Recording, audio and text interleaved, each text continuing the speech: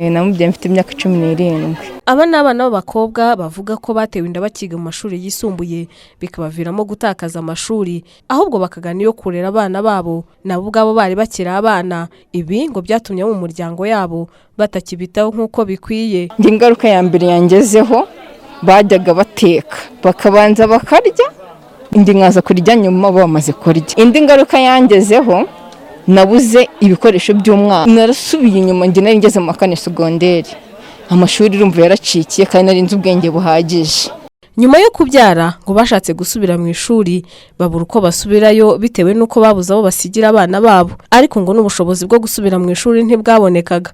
Icyakora ngo baje kugira amahirwe yo kubona ababarihira amashuri y'imyuga ku ishuri rya Esther Aid ryigisha imyuga itandukanye. Kuri ubu baravuga ko barangije kwiga amezi 3. Bizaza bimfasha ibibazo bimwe na bimwe, nyine nzabasha kumwishyurira ishuri, nzajya mbasha kumurera mu buzima bwa buri munsi. Mugihe narabona wundi muterankunga nasaba akazi mu mahoteli, mu maresitora, kuko byose bagiye batwigisha guseriva, guteka. Bona bagenzi babo barangije mu mashami y'ubutetsi n'ubudozi bagaragaza ko masomo bize agiye kubafasha mu kwiteza imbere, ariko ngo baracyafite imbogamizi yo kuba barangije ariko badafite ibikoresho bazifashisha mu buzima busanzwe bagiyemo. Nidutinda gukora ibyo twari turimo turiga, niyo mbogamizi ya mbere, tuzahita twibagirwa mu mutwe ibyo twari turimo turiga. Ariko nituva hano twita tugenda gukora nk'uko babidusezeranyije, twita dutangira imashini tukadoda, n'ibindi tuzamenya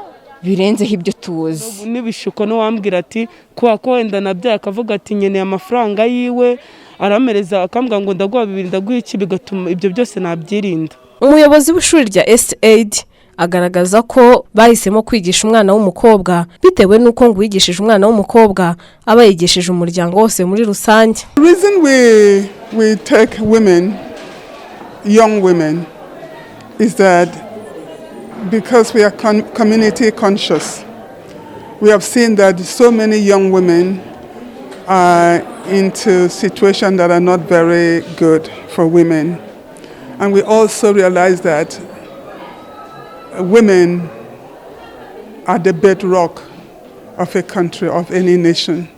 If we neglect this segment of women, we'll be neglecting a greater part of the community or part of the nation.